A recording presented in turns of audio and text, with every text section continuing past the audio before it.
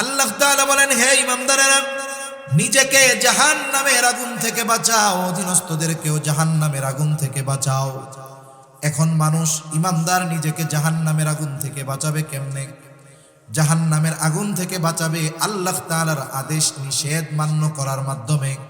বুঝে থাকলে একটু জবাব দিবেন। বলেন তো, আল্লাহ তাআলার আদেশ নিষেধ কোনগুলো?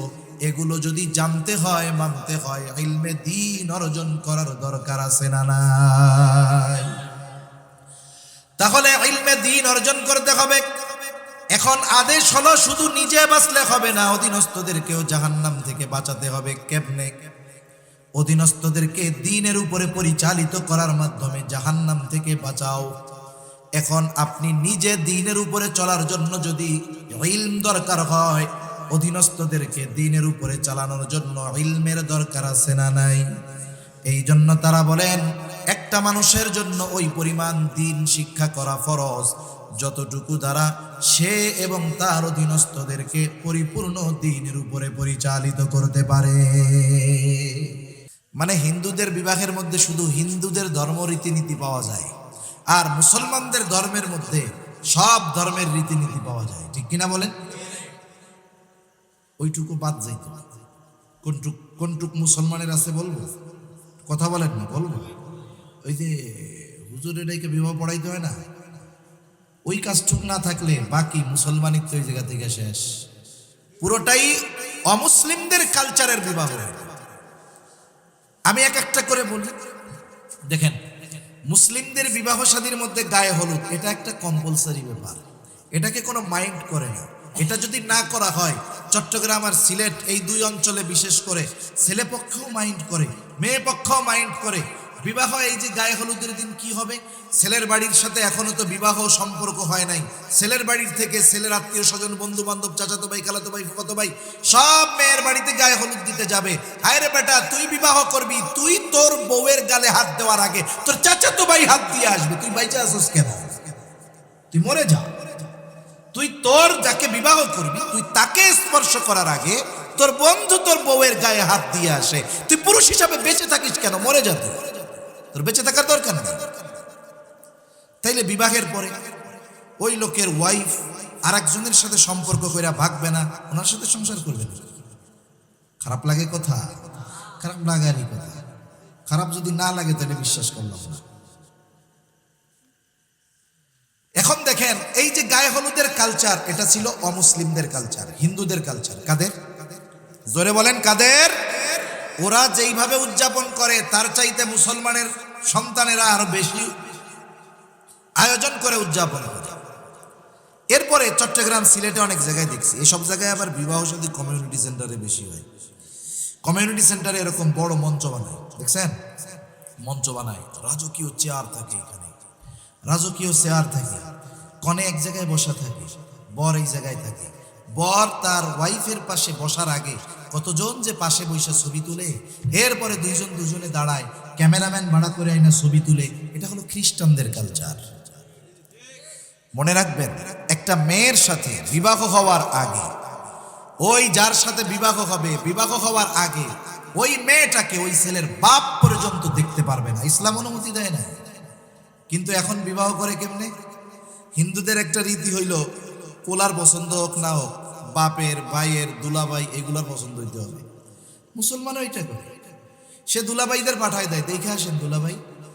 ছোট ভাইরে বলে তুমি যাও ভাই, বন্ধুদের বলে তোরাও দেখে আস, তোদের ভাবি হবে, তোদের পছন্দ না হইলে আমার হয়। আরে খাটাস, তোকে বিবাহ করতে কে বলছে? বিবাহ করার জন্য মেয়েকে শুধু শুধু তো ছেলে দেখবে, অথচ বন্ধু, তারপরে চাচাতো ভাই, ফুফাতো ভাই, মামাতো ভাই, দুলাভাই, ওরা যদি দেখে আইসা বলে যে হ্যাঁ আমাদের পছন্দ হয়েছে, তাহলে ও বলে ঠিক আছে আমারও পছন্দ হয়েছে। তাহলে বিবাহ তুই করলি কেন? যাগো পছন্দ আগে হয়েছে তাকে একটার সাথে দিয়া দেয়। একটু কঠোর হইতেছে কথা, তাই না? হইলে কিছু করার নেই। আমি কেন বলতেছি কথাটা দেখেন, এটা তো আমি একটা বিষয়ের উদাহরণ দিলাম যে বিবাহ একটা ইবাদত, এবং মুসলমান সমাজে একটা বিবাহ কিভাবে সংগঠিত হবে হাদিসের মধ্যে নবীজি সুস্পষ্টভাবে বর্ণনা করে দিয়েছেন, A to Z মেয়ে দেখা থেকে নিয়ে একেবারে বিবাহের শেষ পর্যন্ত মুসলমানরা কিভাবে এই বিবাহ সম্পাদন করবে, কি করবে কি করবে না, বলেন তো ইসলামে আছে না নাই? এটা আমাদের কালচার ছিল। এখন এটা বাদ দিয়ে আমরা অমুসলিমদের কালচার ধরে ফেলছি। এটা একটা বিষয়ে, কিন্তু প্রত্যেকটা বিষয়ে আমাদের এইরকম। তাহলে বুঝে থাকলে বলেন, এক জাতিকে ধ্বংস করতে হলে তাদের কয়টা বিষয়কে ধ্বংস করতে হবে? এক নাম্বার, ওই জাতির সভ্যতা, কালচার। মুসলিম হিসাবে আমাদের যেই কালচার আছে, আমরা মুসলমান আছি কিরকম বলবো, কিরকম? মনে করেন একটা বোতল, বোতলের গায়ে লেখা দুধ, আবার আরবিতে লেখা হালাল। আরে বাবা, কত সুন্দর, আরবিতে দুধও লেখা হালালও লেখা। বোতলটা হলো দুধের, কিন্তু ভেতরে হলো প্রস্রাব। এখন বলেন, এই বোতলটা যদি আপনার সামনে নিয়ে দেই, বোতলের গায়ে তো লেবেল লাগানো, ভেতরে তো দেখা যায় নাকি, উপরে যেহেতু লেখা আছে দুধ, আপনি দেখে কিসের বোতল বলবেন? জোরে বলেন না, কিসের বোতল? আসলে কি ভেতরে যা আছে দেখা যাচ্ছে না ঠিক, লেখাটা দেখা যতই দুধের বোতল বলেন না কেন, আপনি দুধের বোতল বললে কি ভেতরের প্রস্রাব দুধ হয়ে যাবে? এখন যদি লেভেলটা ফালায় দেই, এখন বোতলের স্বচ্ছ গায়ে আপনি দেখতে পারতেছেন, হায় রে, এটার একটু আগে দুধ বললাম, এটা তো দেখি গরুর মুখ। আমাদের অবস্থা এরকম। লেভেলটা মুসলমানের আছে, নামটা মুসলমানের আছে, পরিচয়টা মুসলমানের আছে, ভিতরে মুসলমানিত্ব কিছুই নাই। তাহলে প্রথম বিষয়টা এতটুকু আশা করি বুঝবেন যে আমাদের মুসলিম হিসাবে মুসলিম জাতির যেই কালচার, এটাকে অমুসলিমেরা ধ্বংস করে দিয়েছে। এখন দ্বিতীয় ব্যবস্থা, এটা হলো শিক্ষা ব্যবস্থা। শিক্ষা ব্যবস্থাকে ধ্বংস করে দিতে হবে। মনে রাখবেন, ফেরাউন কিন্তু একদিনে আনা রব্বুকুমুল আলা নিজেকে সবচাইতে বড় রব হিসাবে ঘোষণা দেয় নাই। নিজের এই আশা পূরণ করার জন্য ফেরাউনকে 40 বছর অপেক্ষা করা লাগছে। কত বছর? ও যখন মিশরের বাদশাহ হয়েছে, ও খুব মনে আশা যে আমি রাস্তার ফকিন্নির ছেলে থেকে, ফকিন্নি থেকে, রাস্তায় চলা ছেলে থেকে আমি মিশরের বাদশাহ হইতে যেহেতু পারছি, তাহলে আমি খোদাও হইতে পারবো। তার এই উচ্চ বিলাসিতা, তার এই মনের আকাঙ্ক্ষা তার বন্ধু হামানের কাছে বলতেছে, হামান, আমার তো খোদা হইতে মন চাই। এখন হামান বলে, সাবধান, তুমি মিশরের বাদশাহ হইছো, এই পর্যন্তই থাকো, খোদা হইতে যাইও না, তাইলে আমও যাবে, সলাও যাবে। কিছুদিন চুপ আছে, শয়তান আবার এই আশা তার মধ্যে জাগায় দিছে। এবার বলতেছে যে, হামান, আমার তো হইতেই মন চাইতেছে, সহ্য হয় না। হামান বলে, তাইলে শোনো, আমি তোমাকে কিছু কর্মসূচি গ্রহণ করার জন্য বলবো, ওইগুলো বাস্তবায়ন যদি করতে পারো, একটা সময় দেখবা তুমি নিজেকে রব বলে দাবি করবা, তোমার এই কথার জবাব দেওয়ার মতো একটা লোকও থাকবে না। কি করা যাবে? তৎকালীন সময়ের শিক্ষা ব্যবস্থা, দ্বীনি শিক্ষা ব্যবস্থা, যারা এই ব্যাপারে প্রতিরোধ করতে পারে, প্রতিবাদ করতে পারে, এদেরকে শিক্ষাহীন করে, মূর্খ করে একেবারে শিক্ষা ব্যবস্থা পুরোপুরি ক্লোজ করে দিয়েছে। আর খোঁজ খবর রাখছে যে মানুষের অবস্থা কি, গোয়েন্দা বাহিনী দিয়ে। এখন এক সময় আসলো যে এখন আর কোনো দ্বীনি শিক্ষা নাই। অতীতে যারা মুরব্বী ছিল তারাও দুনিয়া থেকে চলে গেছে, শেখানোর লোকও নাই, শেখেও নাই কেউ। আর যারা শিখছে ঘরের অভ্যন্তরীণে, এরা প্রতিবাদ করার কেউ নাই। এখন যদি আপনি নিজেকে রব দাবি করেন, তখন সকলেই মেনে নিবে। কারণ বিষয় হলো, যখন আসল রবের পরিচয় কেউ জানে না, আর একজন যখন দাঁড়ায় যাবে ওই পরিচয় না জানা মানুষের মধ্যে, সে যদি বলে আমি রব, কারণ ওই মানুষগুলো রবের পরিচয় জানে না, হয়তো তাকেই রব বলে তারা মেনে নিবে। ঠিক কিনা বলে? কারণ আসল রবের পরিচয় তো কেউ জানে না। এই পরিবেশ যখন তৈরি হয়েছে, ফেরাউন বলছে, আনা রব্বুকুমুল আলা।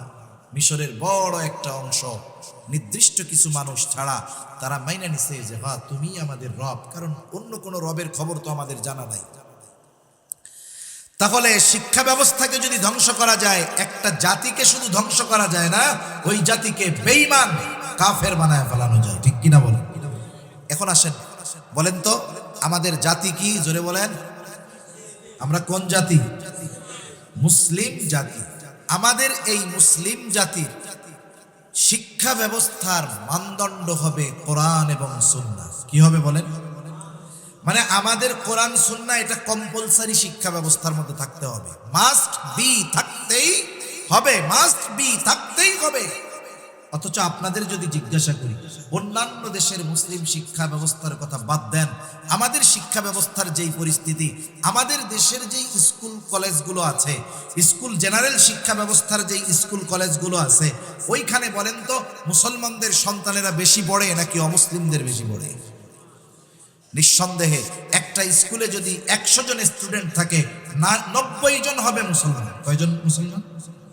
এখন 90 জন মুসলমানের দেশে, যেই দেশে 100 জনের মধ্যে 90 জন মুসলমান, তাহলে এই মুসলিম জাতির শিক্ষা ব্যবস্থা কোরআন সুন্নাহর আলোকে হওয়ার কথা ছিল কি ছিল না? কিন্তু আফসোস, এই 90 জন মুসলমান, 100-র মধ্যে 90% মুসলমান স্কুল কলেজ প্রাইমারি স্কুল ভার্সিটিতে হওয়ার পরেও এদেশ থেকে এই মুসলমানদেরকে মুসলমানিত্ব থেকে দূর করার জন্য শিক্ষা ব্যবস্থা থেকে ইসলামকে পরিপূর্ণ নির্মূল করার অপচেষ্টায় দুনিয়ায় এদেশে চলে কি চলে না? এখন আপনাদের যদি জিজ্ঞাসা করি, আমাদের স্কুল কলেজ ভার্সিটি প্রাইমারি যাই বলেন না কেন, এই জেনারেল শিক্ষা ব্যবস্থায় যেখানে 90% মুসলমানের সন্তানেরা পড়ে, ওইখানে ফরজ পরিমাণ দ্বীন শিক্ষার ব্যবস্থা কি আছে? নিঃসন্দেহে নাই। বরং শিক্ষা ব্যবস্থা এমনভাবে ঢেলে সাজানো হচ্ছে, এক সময় আমার আপনার সন্তান ওইখানে পড়ে পড়ে যদি বড় হয়, ও মুসলমান হওয়া তো দূরের কথা, ও নাস্তিক হবে, ও বেঈমান হবে, কোনো সন্দেহ। তাহলে আমি আপনাদের আবার জিজ্ঞাসা করি, একটা জাতিকে যদি ধ্বংস করতে হয়, ওই জাতির কয়টা জিনিসকে ধ্বংস করতে হবে? কমপক্ষে 2টা। একটা হলো ওই জাতির যেই কালচার, সংস্কৃতি, সভ্যতা, ওটা ধ্বংস করতে হবে। এখন আপনাদের জিজ্ঞাসা করি, 92% মুসলমানের দেশে মুসলমানের কালচার আছে না গেছে? জোরে বলেন, আছে না গেছে? 2 নাম্বার, ধ্বংস করতে হবে শিক্ষা ব্যবস্থা। আমাদের দেশের মাদ্রাসায় পড়ে সর্বোচ্চ মুসলমানের 5% সন্তান, বাকি 95% সন্তানেরা পড়ে স্কুলে। এখন বলেন, এই যে জেনারেল শিক্ষা ব্যবস্থা, যেখানে মুসলমানের 95% সন্তানেরা পড়ে, ওই শিক্ষা ব্যবস্থায় ইসলাম আছে না গেছে? বেঁচে আছি কেন? কেমনে বেঁচে আছি? ওই বোতলের মতো, উপরে লেভেল আছে মুসলমানের, ভেতরে হলো গরুর মুখ। যতই লেভেলে দেখা যাক মুসলমান, আসলে ভেতরে যেইটা আছে ওইটা আসল না। আমরা মুসলমান লেভেলে আছি, কিন্তু প্রকৃত মুসলমানিত্ব আমাদের মধ্যে। জোরে বলেন, এটা বুঝেন আপনারা? আমরা বুঝি, কিন্তু বুঝ অনুযায়ী আগাই না।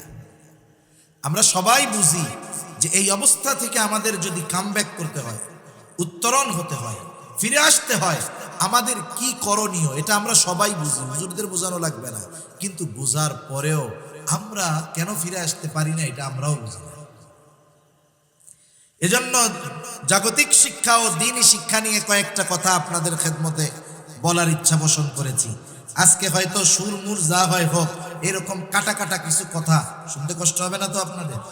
আচ্ছা, আপনাদের জিজ্ঞাসা করি, যাদের ডায়াবেটিস নাই তাদের কথা বাদ দেন, বলেন তো ফুলকলির ভালো যেই 700-800 টাকার মিষ্টিটা আছে, ওইটা খাইতে কেমন লাগে? মজা লাগে। কেমন লাগে? মজা লাগে। বলেন তো, এই যে মিষ্টিটা খাইলেন, ওর মধ্যে অনেক ধরনের জিনিস দিয়া বানাইছে, এখন এই মিষ্টি খাইলে মজা লাগবে ঠিক, উপকার হবে? উপকার হবে? তাহলে বোঝা গেল মিষ্টি মজা লাগে, উপকার হয় না। কিন্তু বলেন তো, করলা চিনেন? করলা চিনেন তো? করলা যদি পিষে রস বানায় খাওয়ায়, কেমন লাগবে? মজা লাগবে না, খারাপ লাগবে। বলেন তো, উপকার হবে কি হবে না? আমাদের দেশের অবস্থা এইটা, মিষ্টি সুরে ওয়াজ করলে মজা লাগে, উপকার করবে, কিন্তু একটু গুরুত্ব দিয়ে বললে মজা লাগে না, কিন্তু উপকার হয়। এখন কি ওয়াজ মাহফিল আপনারা আমরা যারা করি, শুনি, আসি, আমাদের উদ্দেশ্য হয়ে গেছে ওয়াজ শুনবো, মজা লাগলে, উপকার হোক আর না হোক।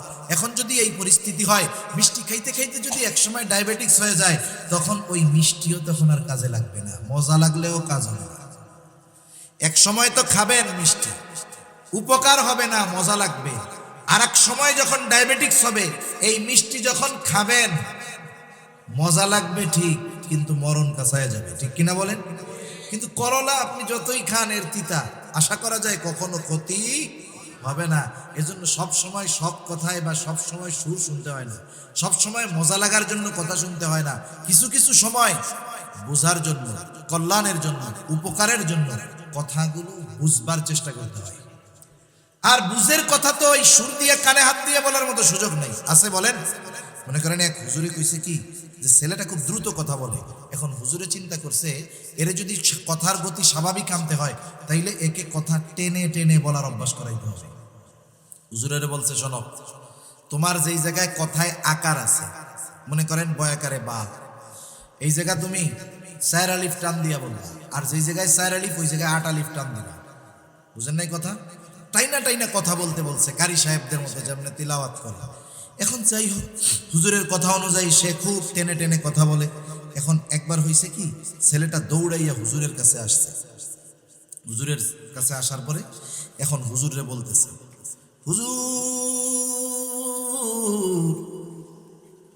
আপনার ছোট ছেলেটা হুজুর পানিতে পইড়া হাবুডুবু খাইতেছে। হুজুর সেই কয়, আরে গাধা, সব কথা কি এরকম টাইনা টাইনা কইতে হয় নাকি? হুজুরের ওই রোগ হয়ে গেছে। কিছু কিছু এই সব খবর যখন কেউ কাউরে দিবে তখন যাইয়া ইমার্জেন্সি দৌড়ায় যায় বলতে হয় এটা গুরুত্বপূর্ণ কথা।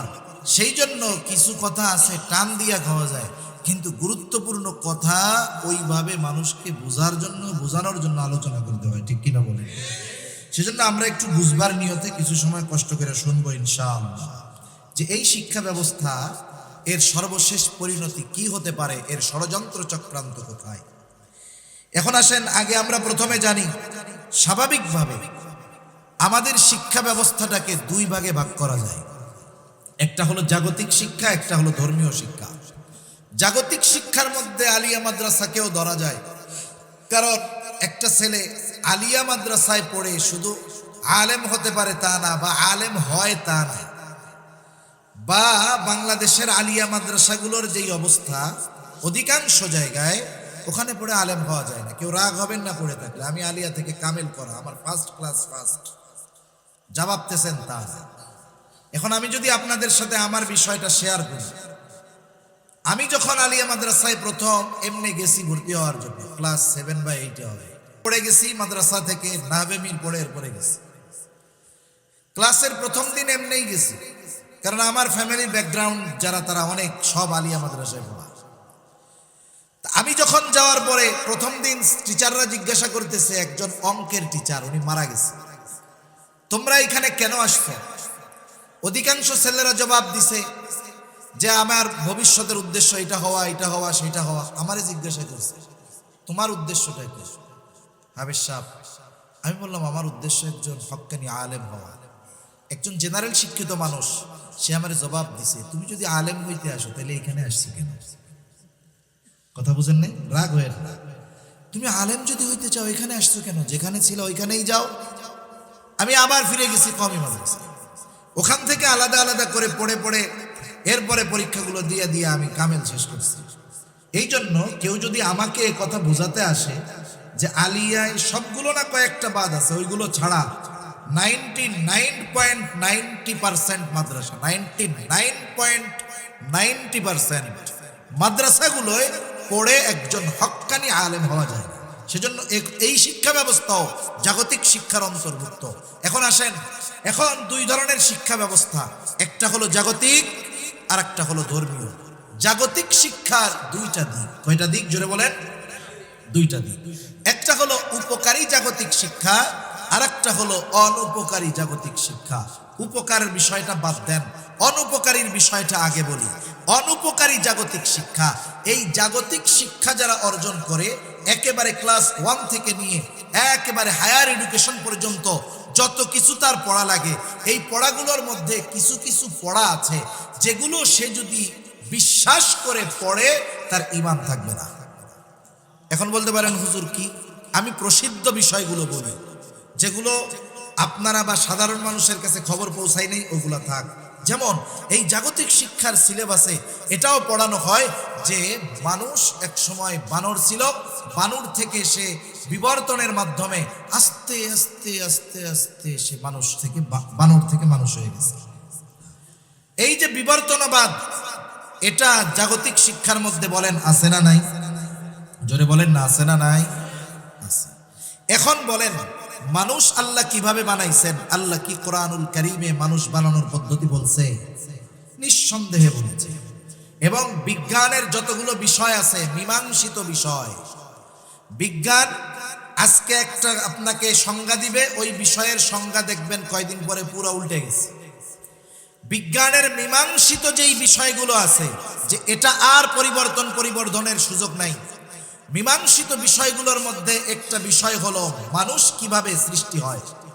মানুষ জন্ম নেওয়ার প্রসেস, একেবারে মাতৃগর্ভ থেকে কিভাবে ভ্রূণ বড় হয়ে হয়ে একটা সময় সে বেড়ে উঠে, এই বিষয় বিজ্ঞান একটা মীমাংসা তথা চূড়ান্ত ফয়সালায় পৌঁছিয়ে গিয়েছে। এবং তারা ফয়সালায় পৌঁছাইছে সম্প্রতি কিছুকাল আগে। আর এই প্রসেসটা আল্লাহ তাআলা দুনিয়াবাসীকে জানিয়ে দিয়েছে ১৫০০ বছর আগে।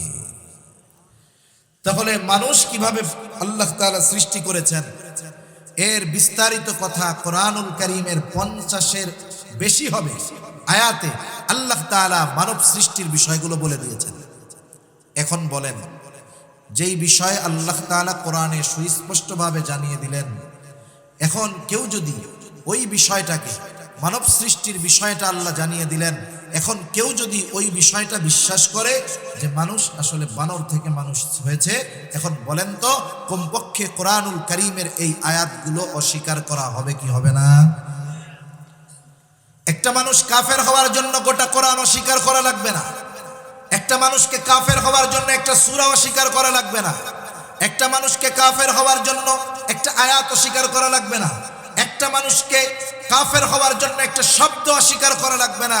কোরআনুল কারীমের কিছু সূরার শুরুতে একটা একটা অক্ষর আছে, যেমন কফ, সদ, নুন, আছে না নাই?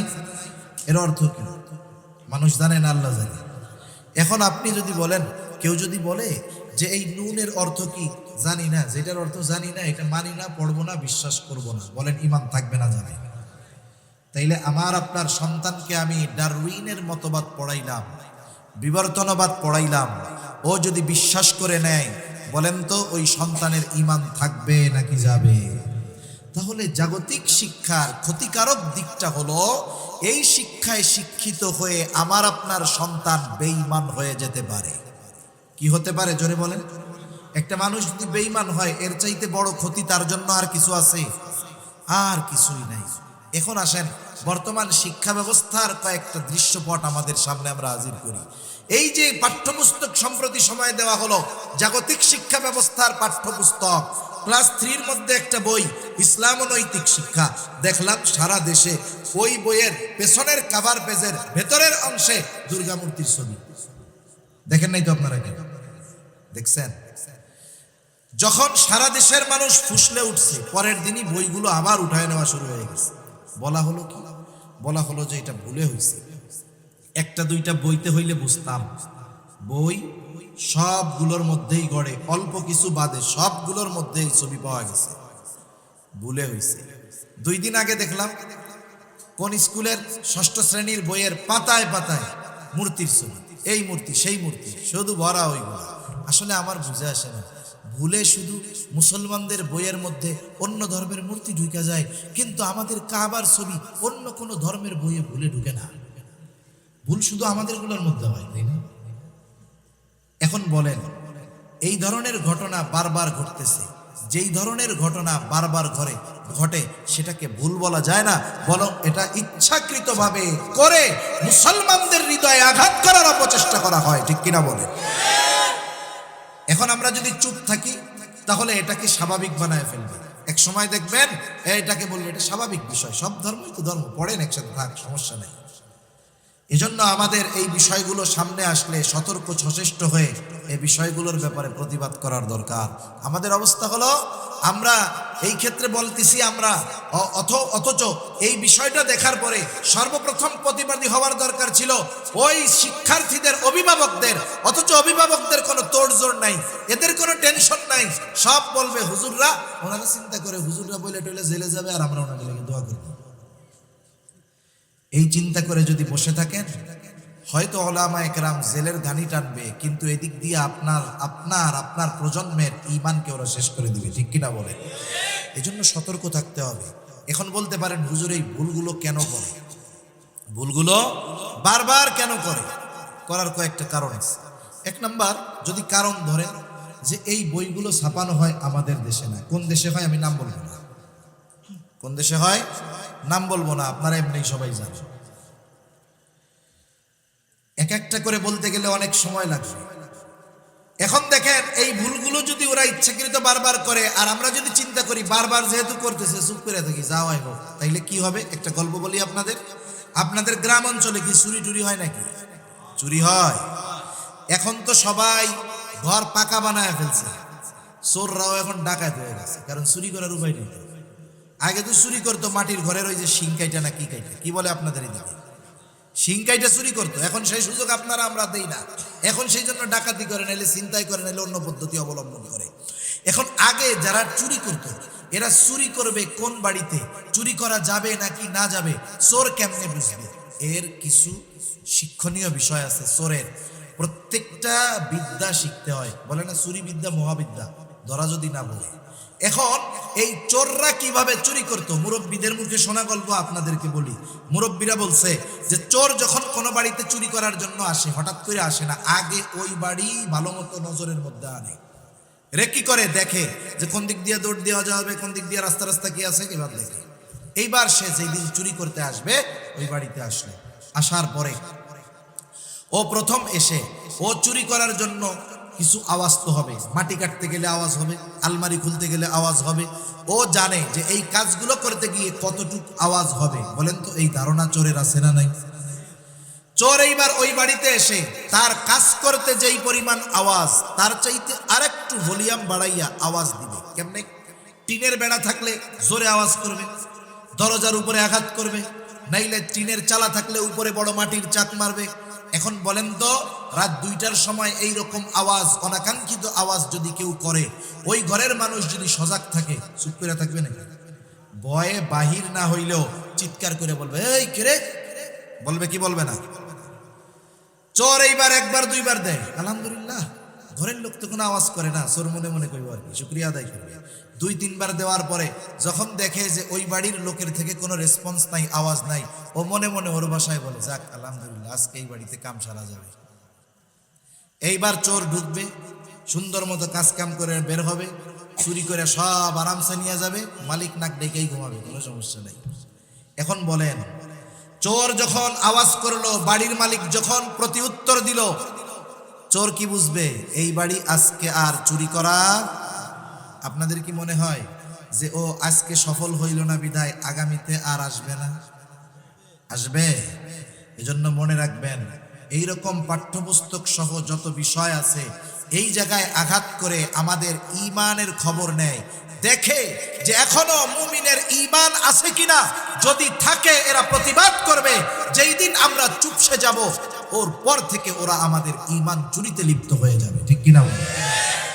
এজন্য এই ধরনের বিষয়গুলোকে হালকা করে নেওয়ার কোনো সুযোগ নাই।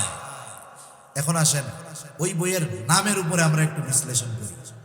নামটা কি? ইসলাম ও নৈতিক শিক্ষা। এই বই আছে না স্কুলে, ক্লাস 3-4 সব জায়গায় তো আছে। ইসলাম ও, নামটা কি সুন্দর না খারাপ? কত সুন্দর নাম! সব সুন্দর কি ভালো হয় নাকি? কিছু সুন্দর আছে ভয়ঙ্কর, কিছু সুন্দর আছে কি ভয়ঙ্কর। এখন আসেন, এক সময় প্রত্যেকটা ধর্মের বই আলাদা আলাদা ছিল, এখনো আছে। এক সময় হিন্দু ধর্মের বইয়ের নাম ছিল হিন্দু ধর্ম শিক্ষা, বৌদ্ধ ধর্ম শিক্ষা, ইসলাম ধর্ম শিক্ষা, খ্রিস্টান ধর্ম শিক্ষা। ওই আমি অঙ্ক করছি অনেক আগে, ভুলে গেছি। অঙ্কের মধ্যে কাটাকাটি করে না, কাটাকাটি আগে কোনটা করবা? বলে যেটা সবার মধ্যে কমন আছে, এটাতে কি অঙ্ক কয়? ছাত্র মাত্র নাই মনে হয়, বীজগণিত, তাই না? যেটা সবার মধ্যে কমন, ওইটারে কাইটা দেয় না। এখন চিন্তা করছে যে শিক্ষা ব্যবস্থা থেকে ইসলামকে দূর করতে হবে। মূল উদ্দেশ্য কি বলেন? শিক্ষা ব্যবস্থা থেকে ইসলামকে দূর করতে হবে। শিক্ষা ব্যবস্থা হবে সেকুলার শিক্ষা ব্যবস্থা। এখন আসেন, সেকুলার কাকে বলে? ডিকশনারি খুলবেন, সেকুলার হলো সে যার কোনো ধর্ম নাই। তাহলে শিক্ষা থেকে ধর্মকে কি করতে হবে? মূল উদ্দেশ্য ইসলামকে দূর করতে হবে। কি দূর করতে হবে বলেন? কারণ আমাদের দেশে যারা নাস্তিক, নাস্তিক মানে কি বলেন তো? যারা কোনো ধর্ম, এই তসলিমা নাসরিনের নাম শুনছেন আপনারা? তসলিমা নাসরিন কি বলেন তো? নাস্তিক। ও নাস্তিক নাকি? ও ইন্ডিয়ায় যায় দেখি শিবলিঙ্গ পূজা করে। ইন্ডিয়ায় গিয়ে হিন্দুদের একটা পূজা আছে, শিব পূজা। ও দেখি ওই জায়গায় যাইয়া গোলাপ পানি ডালে।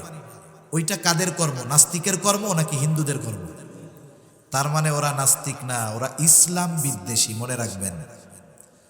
ওরা উপরে দেখায় আমরা কোনো ধর্ম মানি না, কিন্তু ওরা যখন ইন্ডিয়ায় যায় তখন ঠিকই পূজা অর্চনা করে।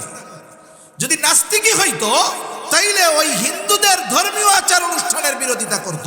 এরা কোনোদিন ওইগুলার বিরোধিতা করে না, ওরা বরং ইসলাম এবং মুসলমানদের বিরোধিতা করে। ঠিক কিনা বলেন? তাহলে শিক্ষা ব্যবস্থা থেকে দূর করতে হবে কি বলেন? ইসলাম। কি বলেন? ইসলাম দূর করতে হবে। এখন ইসলাম দূর করবে কেমনে? এমন সিস্টেমে দূর করতে হবে যাতে সাপও মরে লাঠিও না ভাঙে।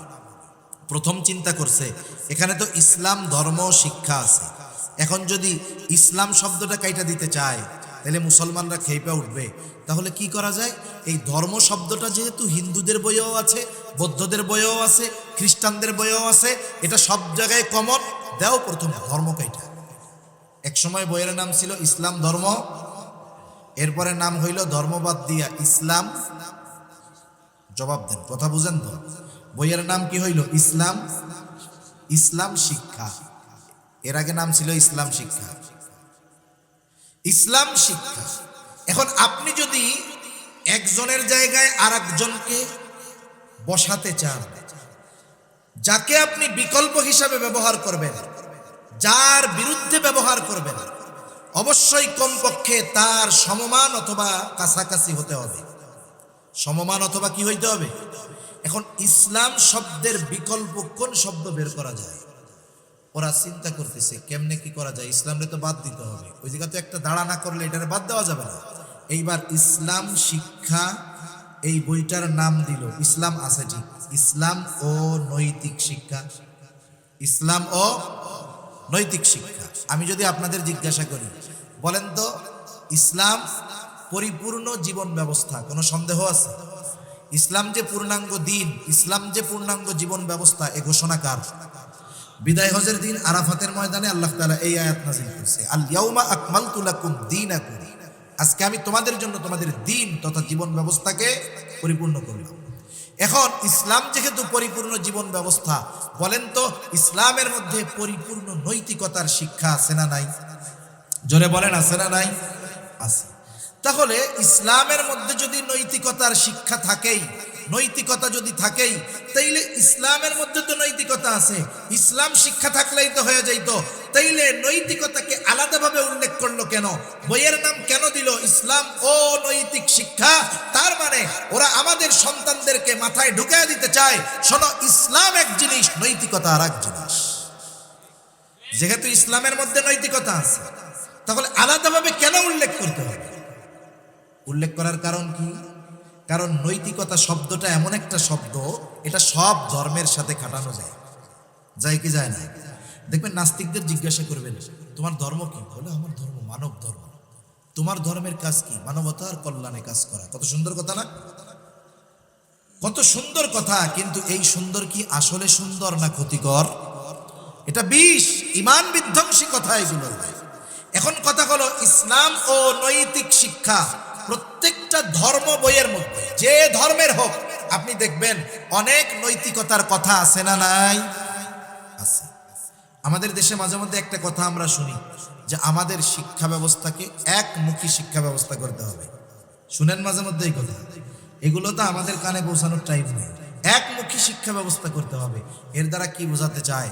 যে শিক্ষা ব্যবস্থা এমনভাবে সাজাতে হবে মুসলমান, হিন্দু, বৌদ্ধ, নাস্তিক সকলেই ওই পাঠ্যসূচির সব বই পড়তে পারবে।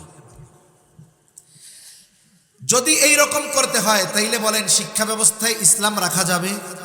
যাবে না, বের করতে হবে। কেমনে? এখন ইসলাম ও নৈতিক শিক্ষা একসাথে চলবে দীর্ঘদিন। যখন আপনি ইসলামের সাথে নৈতিক শব্দটাকে দেখবেন, এক সময় এইটার যেমন গুরুত্ব, নৈতিকতার তেমন গুরুত্ব দিবেন। আস্তে আস্তে একটা সময় ইসলামকে বাদ দিয়ে শুধু বইয়ের নাম থাকবে নৈতিক শিক্ষা। বইয়ের নাম কি থাকবে? নৈতিক শিক্ষা। বলেন, সব ধর্মের মধ্যে নৈতিকতার কথা আছে না নাই? আমরা স্কুলে ধর্ম শিক্ষা যেটা ছিল ইসলাম ধর্ম, ওইখানে নামাজ শিখছি, ওযু শিখছি, এরপরে দোয়ায় কুনুত শিখছি, আত্তাহিয়াতু শিখছি, দোয়ায় মাসুরা শিখছি, 10টা সূরা শিখছি, আরো অনেক কিছু শিখছি। এখনকার ধর্ম বইটা বের করেন, এগুলো আছে নাকি নাই দেখেন? আছে? নাই। তাহলে কি হবে? সব ধর্মের থেকে কিছু কথা এনে এনে এই বইটার নাম তখন হবে নৈতিক শিক্ষা। ইসলামকে বাদ দেওয়া হবে, সব শিক্ষা ব্যবস্থা, সব শিক্ষার্থীর পাঠ্যপুস্তক একরকম হবে, আর ওরা ওদের সেকুলার শিক্ষা ব্যবস্থা কায়েমের দিকে অনেক দূর এগিয়ে যাবে। এটা ওদের টার্গেট। এখন বলতে পারেন, হুজুর এটা আপনি কেমনে বুঝলেন? এদেশের শিক্ষা ব্যবস্থায় মুসলমানের সন্তানেরা পড়ে, হ্যাঁ, একত্রিত করতে পারবে নাকি? এবার আমি বলি, এই বছরও আমাদের দেশে শিক্ষা খাতে 248 কোটি টাকা না 248 কোটি ডলার দিছে ইউরোপীয় ইউনিয়ন। এ খবর আসেনি আপনাদের কাছে? কেউ জানেন? 2-1 দিছে যে জানেন? এই বছর দিছে, এই বছর ইউরোপীয় ইউনিয়ন। আমি জানি না, এ কথাগুলো পলিটিক্যাল কোনো কথা না। আপনারা জানেন আমেরিকা বারবার বলে এদেশে নির্বাচন অবাধ ও সুষ্ঠু হয় নাই। ইউরোপীয় ইউনিয়নও বলে এদেশে অবাধ ও সুষ্ঠু নির্বাচন হয় নাই। যদি এই দেশে অবাধ ও সুষ্ঠু নির্বাচন না হয়ে থাকে, তাহলে ওরা কেন শিক্ষা খাতে টাকা দিল? কথা বুঝেন নাই? কেন দিছে? যে তোমরা যদি বৈধতা পেতে চাও, আমাদের কিছু কাজ কইরা দিবা, টাকা আমরা দিব। একটা গল্প বলি আপনাদের। গল্প শুনতে কি কষ্ট লাগে নাকি? আমি তো বুঝি এ ওয়াজ ভাল লাগবে না, তারপরেও বলতে হবে। এক লোক, তার হইছে বাচ্চা, বাচ্চার বয়স মনে করেন 3-4 মাস। এই মুহূর্তে ওই লোকের ওয়াইফ মারা গেছে। ওই লোক আরেকটা বিবাহ করছে। ওই লোক বিবাহ করার পরে ওই মহিলার পেটেও আল্লাহ তাআলা একটা সন্তান দিছে। তার যখন সন্তান হইছে এই মহিলার, তখন মনে করেন ওই ছেলেটার বয়স 10 মাস বা সামথিং এরকমই ধরে, বা 1 বছরই ধরে, আর এই মহিলার মাত্র বাচ্চা হয়েছে। তাইলে 10 মাস বা 1 বছর যেই মহিলা ছেলেটার বয়স, এইটা হলো এই মহিলার সৎ ছেলে, ও হলো সৎ মা। এইবার ছেলের মহিলাটা এত ভালো, নিজের বাচ্চা যেটা পেটে রাখছে ওইটা দুনিয়ায় আসার পরে কোলে নেয় না, কিন্তু ওই যে বাচ্চা তার সতীন যে মারা গেছে, স্বামীর আগের পক্ষের ছেলে, এর কোল থেকে নামাই না। 2-2.5 বছর খালি কোলেই রাখে, নামাই না, আর বিছানায় শোয়ায় আর কোলে রাখে। আর নিজের পোলা 1 বছর বয়স মাটির উপর দিয়ে হাঁটে, পায়খানা খায়, মুরগির পায়খানা খায়। মানুষে বলা বলি করে, মহিলারা দেখছস, সৎমা সবাই কয় খারাপ হয়, আর এই সৎমা দেখ এত ভালোবাসে তার স্বামীর আগের পক্ষের বাচ্চারে, যে নিজের টারে মাটি দিয়া গড়াগড়ি খাওয়ায়, আর সতীনের বাচ্চারে কোলে নিয়ে ঘুরে। এরকম সৎমা কি দুনিয়ায় পাওয়া যায়? প্রশংসা করবে না সবাই? এইবার এক মহিলা এসে বলে, আপা বুঝলাম না, দুনিয়ার সব সৎমা বাচ্চাদের উপরে জুলুম অত্যাচার করে, আর তুমি নিজের টারে মাটিতে ফেলায় দাও, আর তুমি আগের পক্ষের স্বামীর আগের পক্ষের ছেলেরে কোলের থেকে নামাবি না। ব্যাপারটা এত আদর করো? বলে সব আদর আদর না। সব আদর কি না? জোরে বলেন, সব আদর কি না? আদর না। আপনি যদি একটা বাচ্চা শিশুকাল থেকে তাকে মাটিতে না নামান, কোলেই রাখেন 2 বছর পর্যন্ত, ওই বাচ্চা হাঁটা শিখবে? আরে জোরে বলেন, শিখবে? পাকাপোক্ত হবে? হাড্ডি গিরা মজবুত হবে? কিছুই হবে না। ও বলে এরে কোলে রাখছি কেন জানো? এই জানি হাঁটা না শিখতে পারে, এই জন্য আদর করি। আর নিজের টারে ফেলাই দিছি কেন জানো? এটা দেখবা 1 বছর পরে ও দাঁড়ায় যাবে, 10 বছর বয়সে ওর মতো 10টারে ঘুষায় ফেলায় দিবে, আর ও 10 বছর বয়সে হাঁটাই শিখতে পারবে। আসলে এ ভালোবাসা হলো ওর সর্বনাশ করা। 248 কোটি ডলার দিছে ভালোবাসা। এ ভালোবাসা হলো এ জাতির সর্বনাশ করা। শিক্ষা ব্যবস্থায় ডোনেট করবা। কি করবা?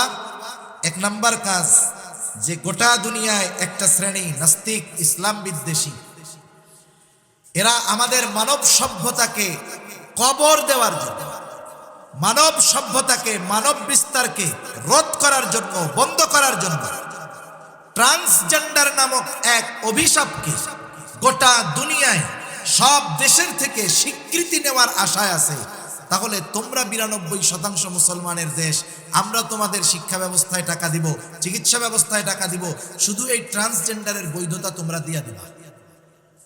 কথা বুঝেন? ট্রান্সজেন্ডার কি বুঝেননি আপনারা? এটা সব মুরব্বীরা বুঝবে না। ট্রান্সজেন্ডার হইল, আমি সংক্ষেপে বুঝাই, এই দুনিয়ায় সৃষ্টিগতভাবে মানুষ কয় প্রকার? একটু জোরে বলেন না, কয় প্রকার? যা বলতেছি সব ওই বইগুলার মধ্যে আছে। এই বইগুলার মূল কথাটা আমি আপনাদের মধ্যে বলতেছি, মূলত কি শিক্ষা দিতে চায় আমি এটা বলতেছি। সারা দুনিয়ায় মানুষ কয় প্রকার? শরীয়তের দৃষ্টিকোণ থেকেও 2 প্রকার, সৃষ্টিগত দিক থেকেও 2 প্রকার। এখন কে কে? পুরুষ আর, একটু জবাব দেন না, পুরুষ আর নারী। পুরুষ কাকে বলে? যে পুরুষের পরিপূর্ণ বৈশিষ্ট্য নিয়ে জন্মগ্রহণ করে। পুরুষের বৈশিষ্ট্য কি এটা তো আর পুরুষ মানুষে বলে দেওয়ার দরকার নেই। দরকার আছে নাকি? দরকার নেই, এটা আমরা জানি। নারীকে? যে নারীর বৈশিষ্ট্য নিয়ে জন্মগ্রহণ করে সে নারী। এখন নারীর বৈশিষ্ট্য কি এটা সাধারণভাবে সবাই জানে, সে নারী। এখন আমাদের সমাজে তৃতীয় আরেক ধরনের মানুষের জন্মগ্রহণ হয়, যে মায়ের পেট থেকে 2 ধরনের বৈশিষ্ট্য নিয়ে জন্মগ্রহণ করে। তার শরীরের মধ্যে কিছু পুরুষের বৈশিষ্ট্য থাকে, কিছু নারীর বৈশিষ্ট্য থাকে। আমরা আমাদের ভাষায় তাদেরকে বলি হিজড়া বলে। আরেকটা বলে থার্ড জেন্ডার। মনে রাখবেন, দুনিয়াতে কোনো থার্ড জেন্ডার নাই, জেন্ডার 2টা, একটা মেল একটা ফিমেল, একটা পুরুষ একটা নারী। এখন বলেন হুজুর, তাইলে এই যে 2 বৈশিষ্ট্য নিয়ে জন্মগ্রহণ করলো, এ কোন জেন্ডার? কথা বুঝতেছেন নাকি বুঝেন না আবার এই কথা? এখন এই যে হিজড়া, এরা কোন দলের লোক? এখন আসেন, আমাকে এই সমাধানের জন্য যেতে হবে শরীয়তের কাছে, কোরআন সুন্নাহর দিকে তাকাতে হবে। 1 নম্বর বিষয়, এই যে উভয় বৈশিষ্ট্য নিয়ে যারা জন্মগ্রহণ করে হিজড়া, এটা কিন্তু একটা রোগ। আল্লাহ না করুক যদি কারো এরকম সন্তান হয়, ছোট থাকতেই শিশু ডাক্তারের কাছে নিয়ে গেলে, বঙ্গবন্ধু মেডিকেল কলেজের একজন অধ্যাপক বলেছেন, শিশু বিশেষজ্ঞ, যে এটা যদি শুরুতেই নিয়ে আসে অভিভাবকরা, লজ্জায় না পড়ে, গোপন না করে, তাহলে অল্পতেই এটাকে অস্ত্রোপচার করে, যদি তার মধ্যে ছেলের বৈশিষ্ট্য বেশি থাকে, তাহলে পরিপূর্ণ সুস্থ ছেলে হিসাবে তাকে সমাজে বসবাস করার উপযুক্ত করে তোলা যাবে ইনশাল্লাহ, কোনো সমস্যা নাই। নারীর বৈশিষ্ট্য বেশি, তাহলে ছেলের বৈশিষ্ট্য যেগুলো আছে এগুলাকে অস্ত্রোপচারের মাধ্যমে, হরমোন ইনজেকশনের মাধ্যমে তাকে একজন পরিপূর্ণ সুস্থ নারী হিসাবে বেঁচে থাকার ব্যবস্থা ইনশাল্লাহ করা যাবে। তার মানে এটা ছিল রোগ। এরপরেও আসে ট্রিটমেন্ট করায় নাই, বড় হয়ে গেছে, ইচ্ছা করলে করাবে, শরীয়তে এই অনুমোদন দিয়েছে। এরপরেও করাইলো না বা করাই নাই, তাহলে এদের মধ্য থেকে কোনটা কোন দলের কেমনে বুঝবে? যার মধ্যে তথা যেই হিজড়ার মধ্যে নারীর বৈশিষ্ট্য বেশি, শরীয়তে একটা সুস্থ নারীর ব্যাপারে যেই হুকুম, যেই হিজড়ার মধ্যে নারীর বৈশিষ্ট্য বেশি, সেও একজন সুস্থ নারীর যেই হুকুম, তার ব্যাপারেও শরীয়তের সেই হুকুম। সে অন্য পুরুষদের থেকে পর্দা করবে, ঠিক আছে? কথা বোঝা গেছে? আর যেই হিজড়ার মধ্যে পুরুষের বৈশিষ্ট্য বেশি, নারীর বৈশিষ্ট্য কম, একজন সুস্থ পুরুষের ব্যাপারে শরীয়তের যেই হুকুম, তাহলে একজন ওই হিজড়া যার মধ্যে পুরুষের বৈশিষ্ট্য বেশি, তার ব্যাপারেও সুস্থ একজন পুরুষের সেম হুকুম। এখন যদি কোনো হিজড়া বড় হওয়ার পরে সে এইটাকে রোগ মনে করে ট্রিটমেন্ট করাতে যায়, তার মধ্যে পুরুষের বৈশিষ্ট্য আছে, নারীর বৈশিষ্ট্য আছে, সে দেখলো নারীর বৈশিষ্ট্য বেশি, আমি অপারেশন করে পুরুষের বৈশিষ্ট্যগুলো শরীর থেকে ফেলে দিব, তাহলে এটা হবে চিকিৎসা। এটা কি হবে বলেন? এটা ট্রান্সজেন্ডার হবে না। সে যে রূপান্তর হইতেছে, পুরুষ থেকে নারী হচ্ছে তা না, তার মধ্যে তো পুরুষের বৈশিষ্ট্য আছে অথবা নারীর বৈশিষ্ট্য আছে।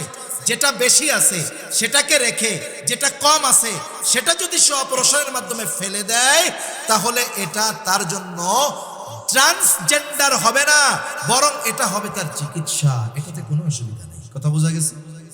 এখন আসেন, তাইলে হুজুর সমস্যাটা কি?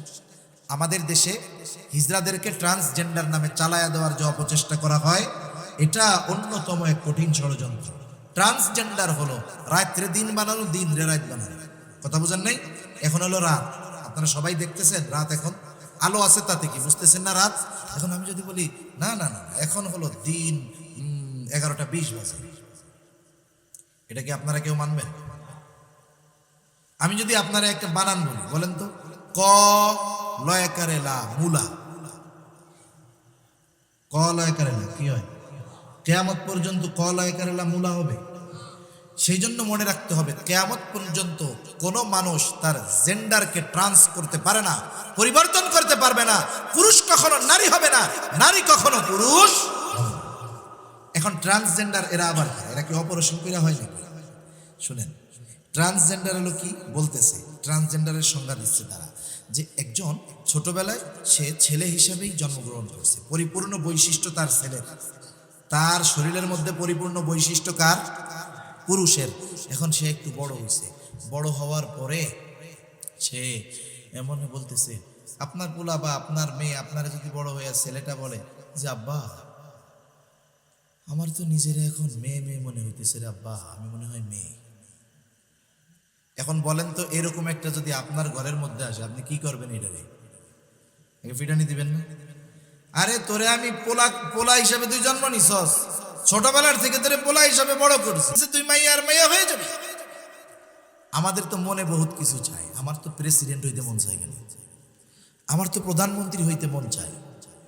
যদি একটা ছেলে মনে মনে নিজেকে মেয়ে মনে করে, আর রাষ্ট্রীয়ভাবে যদি আইন করা হয় যে নিজের মনে মনে মেয়ে মনে করবে, আসলে সে ছেলে না, সে মেয়ে, সে মেয়েদের মধ্যে থাকতে পারবে, মেয়েদের সাথে চলতে পারবে, এই আইন যদি করা হয়, তাইলে আমাদের মনে মনে যদি মনে হয় যে আমরা প্রধানমন্ত্রী, তাইলে আমাদের প্রধানমন্ত্রী বানাইতে সমস্যা কোথায়? হ্যাঁ, এক্ষেত্রে আর মনে মনের কোনো দাম নেই, তাই না? দাম শুধু একজন বেড়া মানুষ বলবো আমি মেয়ে, শাড়ি পরবে, শেভ করবে, লিপস্টিক লাগাবে, চুল বড় রাখবে, আর সে মেয়ে হয়ে যাবে। এটা কি সম্ভব? জোরে বলেন সম্ভব? কিয়ামত পর্যন্ত সম্ভব নয়। এরপরেও যারা কিছু অপারেশনের মাধ্যমে ছেলে মেয়ে সাজে, অপারেশনের মাধ্যমে ছেলে হবে সে, মেয়ে হবে সে, কেমনে হবে? সৃষ্টিগতভাবে তো আল্লাহ তাআলা কিছু বিষয় তারে দেয় নাই। সে কি করে জানেননি?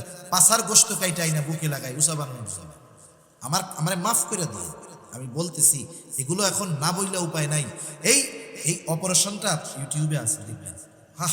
কি হৃদয় বিদারক, এখানে কেটে ফেলে পুরা, কি যে নৃশংস এক কর্মকাণ্ড হয়, দেখলেই গা শিহরে ওঠে যে একটা ছেলে সে মেয়ের মতো সাজার জন্য বারবার অপারেশনের ছুরির নিচে যাচ্ছে, ওখানে যায় সে বিভিন্ন অংশ লাগাচ্ছে, এরপরে সে হরমোনের ইনজেকশন নিচ্ছে, এই করতেছে সেই করতেছে, এগুলো করে সে নিজেকে পরিবর্তন করতে চাচ্ছে।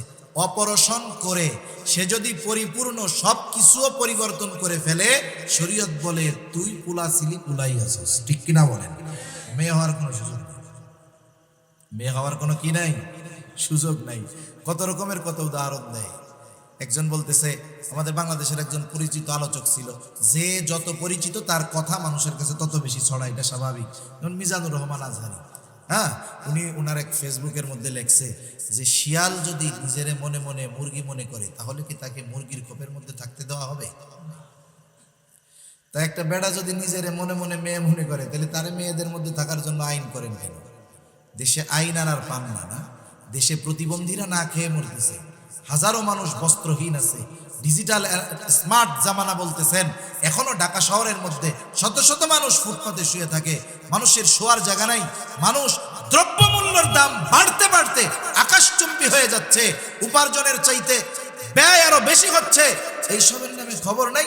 এই দেশে এসে ট্রান্সজেন্ডার গিরি নিয়ে এসব শয়তানি বহির্বিশ্বের সহযোগিতা পেয়ে এইগুলো যদি আমাদের সন্তানদেরকে পড়ানোর অপচেষ্টা করা হয়, এ জাতি চুপ আছে, কিন্তু দেয়ালে পিঠ ঠেকে গেলে তখন কিন্তু আর উপায় থাকবে না।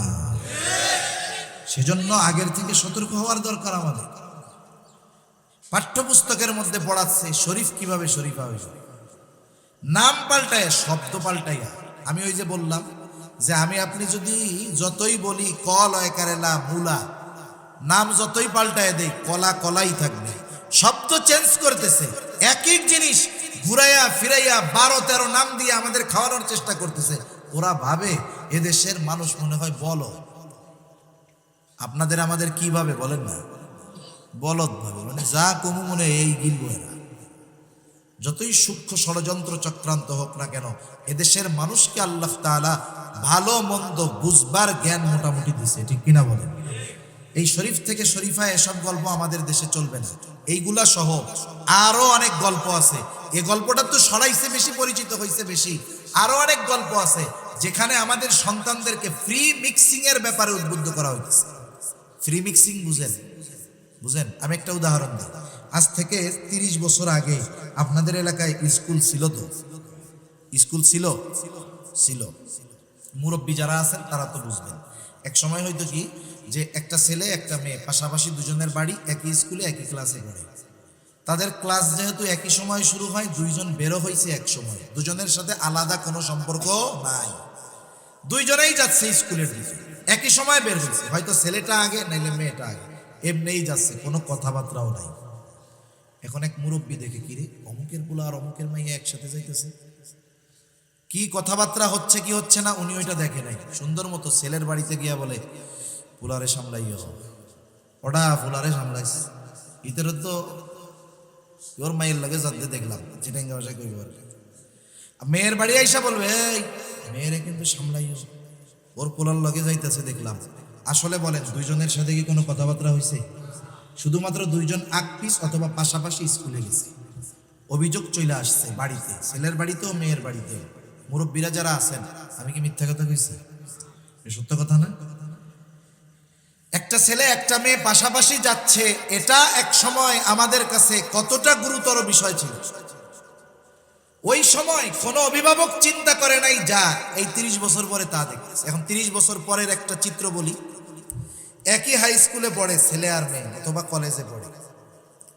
এক সময় তো একসাথে যাওয়াই ছিল অসম্ভব, এক এলাকার মানুষ, চেনা জানা মানুষ, একসাথে যাওয়া অসম্ভব ছিল। পরে এক কলেজে, ছেলের বাড়ি পটিয়া, মেয়ের বাড়ি আনোয়ারা, কথার কথা। এখন ওই পটিয়ার ছেলে কলেজ শেষে, স্কুল শেষে মেয়ে নিয়ে আসছে তার বাড়িতে, দরজায় কলিং বেল টিপস, মা দরজা খুলে দেখে, কিরে আমার ছেলের সাথে আর একটা মেয়ে কেন? মেয়ে 36 পাটি দাঁত বের করে দিয়ে হাসি দিয়ে বলে, আম্মু এটা আমার ক্লাস ফ্রেন্ড, আমার বয়ফ্রেন্ড। মাও এরকম খাটাস, হাসি দিয়ে বলে, ও বাবা আসো আসো আসো, ভিতরে আসো, দুপুরে খাইছো বাবা? জামাই আদর শুরু হয়ে গেছে। এটি হয় কি হয় না কন্যা? এই 14ই ফেব্রুয়ারি আসতেছে। এত বলা খাওয়ার পরে প্রত্যেক মসজিদের খতিব বলবে, প্রত্যেক ওয়াজে বলবে, যারা অনলাইন অ্যাক্টিভ আছে তারা বলবে। এরপরেও দেখবেন জোড়ায় জোড়ায় বেগানা নারী পুরুষ বের হবে, কি হবে না? 30 বছর আগে মুরব্বীরা কল্পনা করছেন, যেটা 30 বছর আগে স্বপ্নেও দেখেন নাই, 30 বছর পরে এটা বাস্তবে দেখতেছেন। কোনো ম্যাটারই মনে করেন না, কোনো ব্যাপারই মনে করেন না। এক সময় ছেলে মেয়ের বন্ধু হয়, মেয়ে ছেলের বন্ধু হয়, এটা মানুষ কল্পনাও করে নাই। আর এখন দাঁত বাইর করে খিলখিল করে ছেলে মেয়ে বন্ধুকে, মেয়ে ছেলে বন্ধুকে বাড়িতে নিয়ে আসে, আর মা বাবা শাসন তো বহু দূরের কথা, এই পুলারে পাইয়ে জামাই আদর করে হাতে তুলে খাওয়ায়, আছে না নাই? তাহলে যেই সভ্যতা, যেই সমাজ 30 বছরে এইরকম পরিবর্তন হতে পারে, এই গতিতে যদি পরিবর্তন হতে থাকে, আগামী 30 বছর পরে কি হইতে পারে ভাই, এটা আমিও কল্পনা করতে পারতেছি না, এটা আমিও বলতে পারতেছি না। এর পেছনে সবচাইতে বড় অবদান, এই ক্ষতির পেছনে সবচাইতে বড় অবদান আমাদের এই শিক্ষা ব্যবস্থা। এই সহশিক্ষা ফ্রি মিক্সিংকে সহজ করার জন্য অনেকগুলো গল্প আছে। একটা সময় আমরাও পড়ছি স্কুলে, মাগরিবের পরে যারা নামাজি ছিল মসজিদ কাছে, খেলাধুলা শেষ, আজানের আগেই মসজিদে গিয়ে নামাজ পড়ে, আজানের পরে নামাজ পড়ে বাসায় আসতে 15 মিনিট সময় লাগবে, হয়ে গেছে 20 মিনিট। মা লাঠি নিয়ে বসে আছে, কিরে নামাজ পড়তে 12, 13, 14, 15 মিনিট লাগবে, 5 মিনিট কই গেছিস? মায়ের খাওয়া লাগছে। মানে সন্ধ্যার পরে একটা স্টুডেন্ট ঘরের বাইরে থাকবে, ওই স্টুডেন্ট এটা স্বপ্নেও কল্পনা করতে পারে না, মা বাবার সাইজ খাওয়া লাগছে। এখনকার জামানায় কি শিক্ষা দিচ্ছে আপনাদের শুনি। একজনের নাম হলো হিন্দু নাম, আমি এমনি নাম বলতেছি, মনে করেন তার নাম শঙ্কর, হিন্দু, মেয়েটা হলো মুসলমান।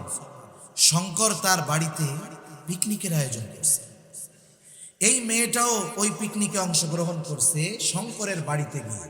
এখানে কয়টা জিনিস আছে আমি বলতেছি।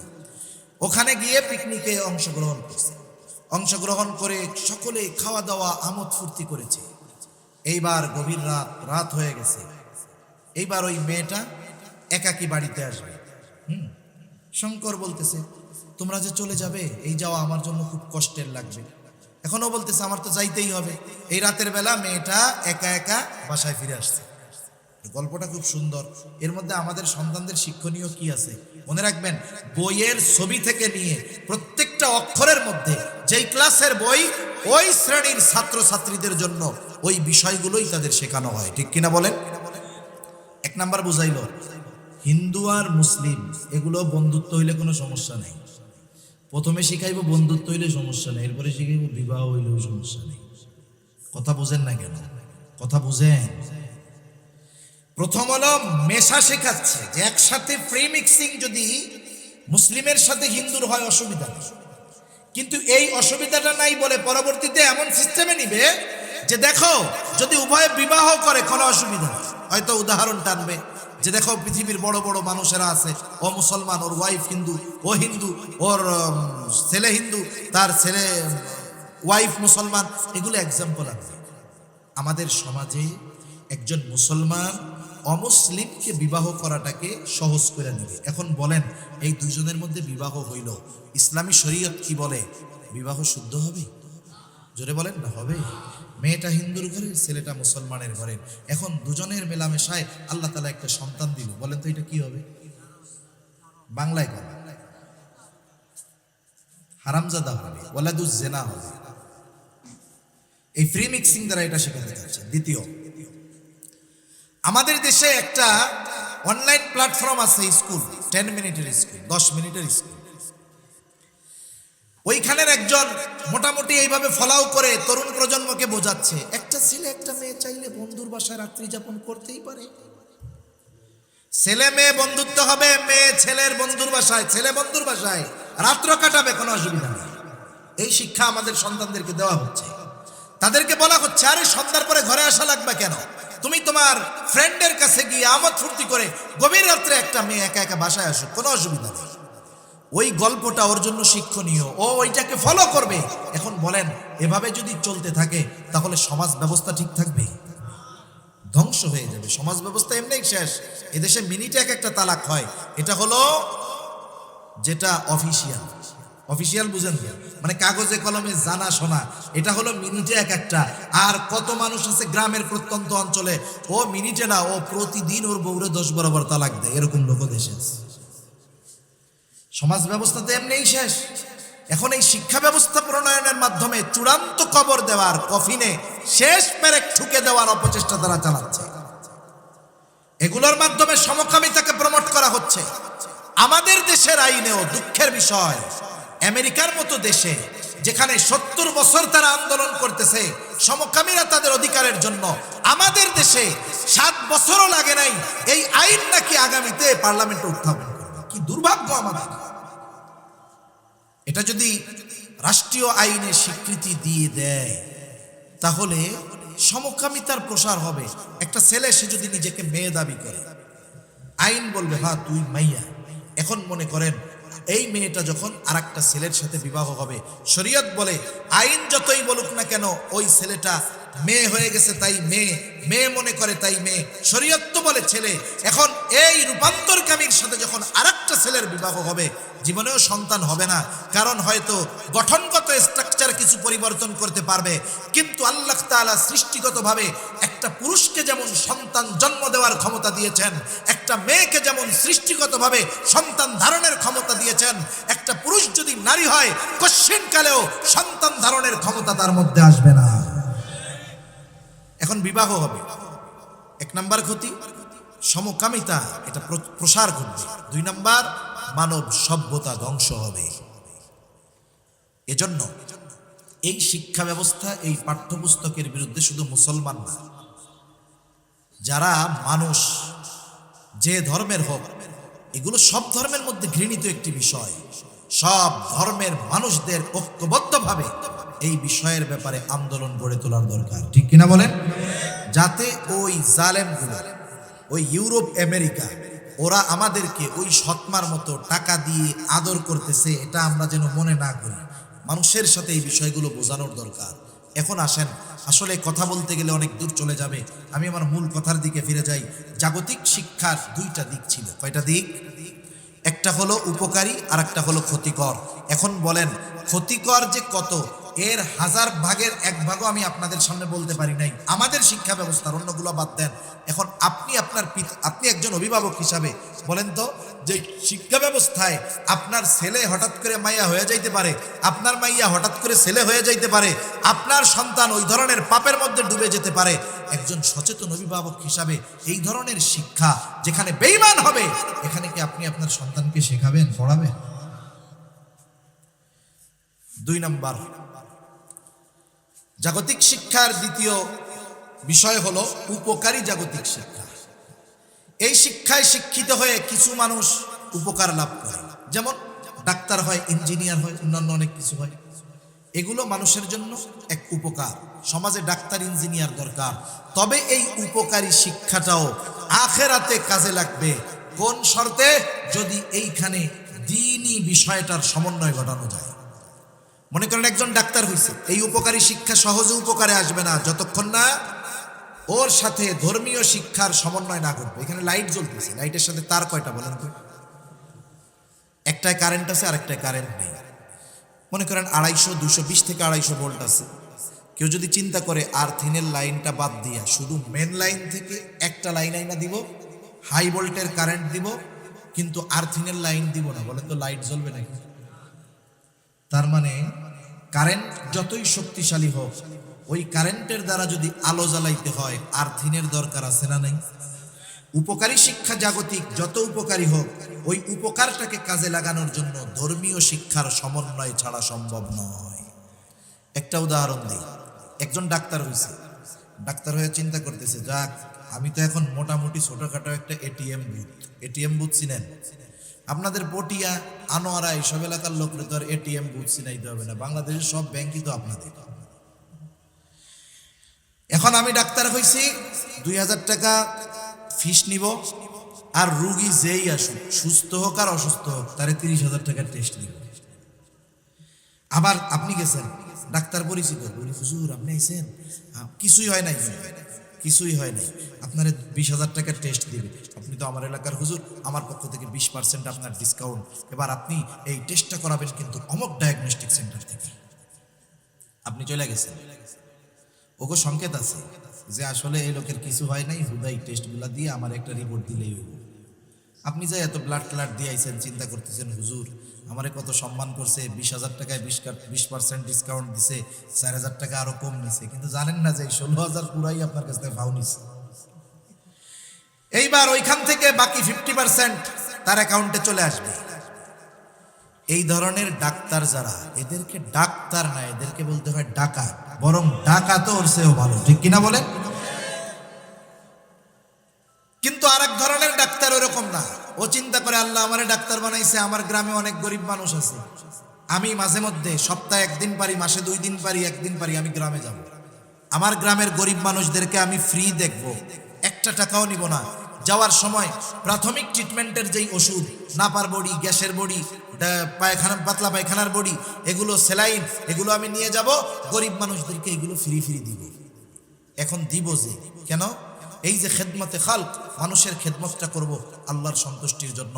বলেন তো, এই যে ডাক্তারি বিদ্যা আল্লাহর সন্তুষ্টির জন্য মানুষের খেদমতে ব্যয় করলো, এই শিক্ষাটা তার আখেরাতে নাজাতের কারণ হতে পারে কি পারে না? তাহলে দুনিয়ার উপকারী শিক্ষা আখেরাতে উপকারে লাগবে তখন, দ্বীনি শিক্ষার সমন্বয় ঘটবে যখন। এবার আসেন ধর্মীয় শিক্ষা। ধর্মীয় শিক্ষার 2টা স্তর। কয়টা স্তর? একটা হলো ফরজে আইন আর একটা হলো ফরজে কিফায়া। ফরজে আইন কোনটা? যেটা সব মুসলমানের শিখতে হবে। এই জন্য নবীজি বলেন, তলাবুল ইলমি ফারিদাতুন আলা কুল্লি মুসলিম, দ্বীনি ইলম শিক্ষা করা প্রত্যেক মুসলমান নরনারীর উপরে ফরজ। এখন প্রশ্ন হলো, কতটুকু দ্বীনি ইলম শিক্ষা করা ফরজ? কেউ কেউ বলেন একটা মানুষ পরিপূর্ণ দ্বীনের উপরে চলার জন্য যতটুকু জ্ঞান দরকার শিখতে হবে ফরজ। আবার কেউ কেউ বলেন না, আরেকটু বেশি। কতটুকু বেশি? তারা বলেন আল্লাহ তাআলা কোরআনুল কারীমের মধ্যে বলেন, ইয়া আইয়ুহাল্লাযীনা আমানু কু আনফুসাকুম ওয়া আহলিকুম নারা। আল্লাহ তাআলা বলেন, হে ঈমানদারেরা, নিজেকে জাহান্নামের আগুন থেকে বাঁচাও, অধীনস্থদেরকেও জাহান্নামের আগুন থেকে বাঁচাও। এখন মানুষ ইমানদার নিজেকে জাহান্নামের আগুন থেকে বাঁচাবে কেমনে? জাহান্নামের আগুন থেকে বাঁচাবে আল্লাহ তাআলার আদেশ নিষেধ মান্য করার মাধ্যমে। বুঝে থাকলে একটু জবাব দিবেন। বলেন তো আল্লাহ তাআলার আদেশ নিষেধ কোনগুলো? এগুলো যদি জানতে হয়, মানতে হয়, ইলমে দ্বীন অর্জন করার দরকার আছে না নাই? তাহলে ইলমে দ্বীন অর্জন করতে হবে। এখন আদেশ হলো শুধু নিজে বাঁচলে হবে না, অধীনস্থদেরকেও জাহান্নাম থেকে বাঁচাতে হবে। কেমনে? অধীনস্থদেরকে দ্বীনের উপরে পরিচালিত করার মাধ্যমে জাহান্নাম থেকে বাঁচাও। এখন আপনি নিজে দ্বীনের উপরে চলার জন্য যদি ইলম দরকার হয়, অধীনস্থদেরকে দ্বীনের উপরে চালানোর জন্য ইলমের দরকার আছে না নাই? এই জন্য তারা বলেন একটা মানুষের জন্য ওই পরিমাণ দ্বীন শিক্ষা করা ফরজ যতটুকু দ্বারা সে এবং তার অধীনস্থদেরকে পরিপূর্ণ দ্বীনের উপরে পরিচালিত করতে পারে। এই পরিমাণ দ্বীন শেখা প্রত্যেক মুসলমান নরনারীর উপরে কি, জোরে বলেন? কেউ যদি এই পরিমাণ দ্বীন না শিখে তাহলে সে গুনাহগার হবে। ফরজ তরকের কি হবে? গুনাহগার হবে। এই জন্য আপনারা কি করবেন? যাদের সময় আছে দাওয়াতে তাবলীগে যাবেন। এই যে বিশ্ব ইজতেমা চলতেছে ওলামায়ে কেরামের তত্ত্বাবধানে, এখন তো মানুষের লোকে লোকারণ্য। আসলে আমাদের 3 পর্ব দরকার ছিল। যে পরিমাণ লোক, যে পরিমাণ জায়গা দরকার শর্ট পড়ে গেছে।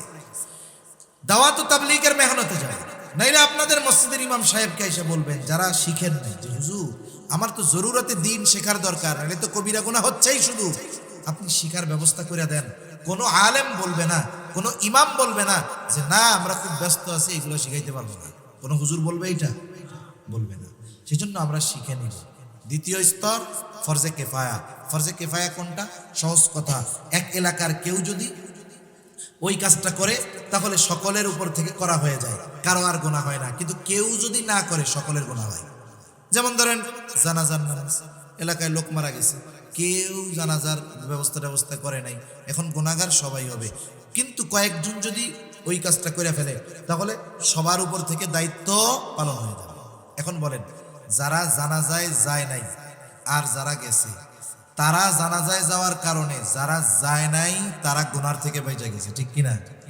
তাহলে একটা হলো ফরজে কেফায়া, মানে উচ্চ স্তরের দ্বীন যারা শিখে, এরা মূলত যারা দ্বীন শিখে না তাদেরকে বাঁচায়া দেয়। আপনাদের এলাকা থেকে যদি ছাত্ররা, ছেলেরা উচ্চ স্তরের দ্বীন না শিখতো, মুফতি যদি না হইতো, মুহাদ্দিস যদি না হইতো, মুফাসসির যদি না হইতো, তাহলে সবারই গুনাহগার হওয়া লাগতো। তাহলে যারা মাদ্রাসায় দ্বীন শিখতেছে এরা মূলত আমাদেরই উপকার করতেছে, ঠিক কিনা বলেন? এজন্য আমাদের উচিত যারা উচ্চ স্তরের দ্বীন শিখে তাদের বিরোধিতা করা না তাদের সহযোগিতা করা। আমাদের উচিত তাদের সহযোগিতা করা, কারণ তারা যদি এই দ্বীন না শিখতো তাহলে আমরা গুনাহগার হয়ে যাইতাম। এজন্য তারা আমাদের উপকার করে, এজন্য উচিত তাদেরকে আমাদের সহযোগিতা করা, ঠিক কিনা বলেন? এখন আসেন, আপনি নিজে উচ্চ স্তরের দ্বীন শিখতে পারেন নাই, আপনার সন্তানটারে শিখান, তাহলে লাভ কি হবে?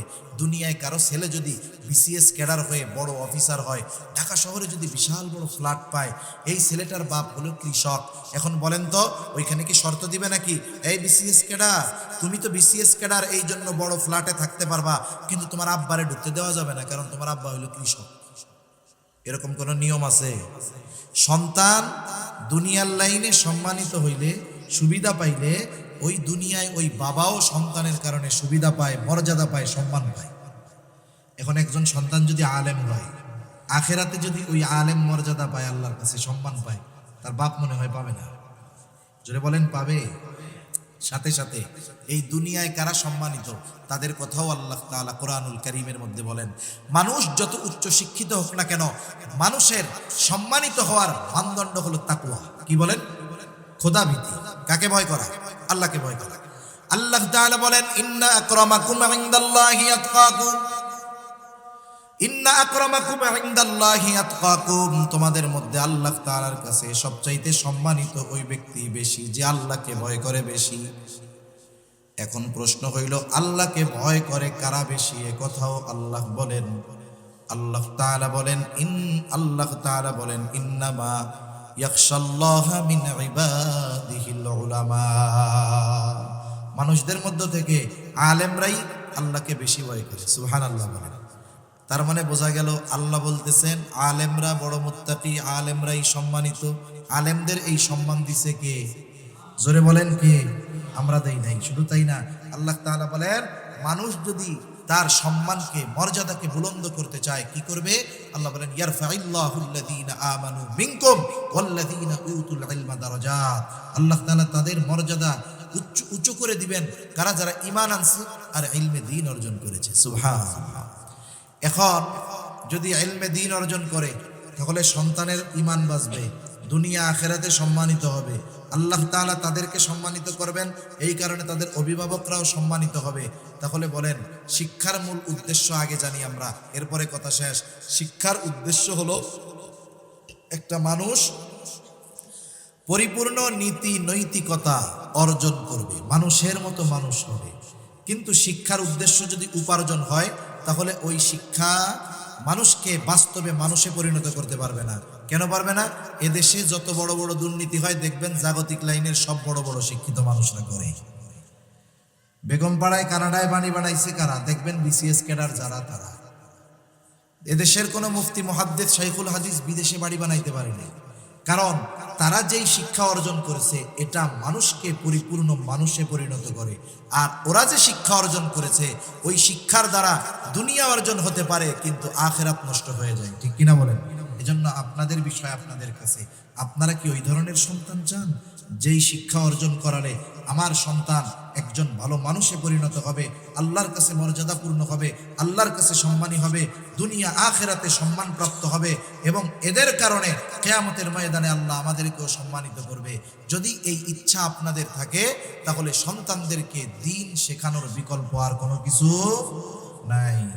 আর যদি ওই জাগতিক শিক্ষার বেড়াজালে সন্তানেরা পরিপূর্ণভাবে ফেসে যায় তাহলে ক্ষতি এতটা হবে, ঈমানহীন হবে, দ্বীনহীন হবে, ওরা নিজেরা জাহান্নামে যাবে, অধীনস্থদেরকেও টেনে টেনে জাহান্নামের মধ্যে নিবে।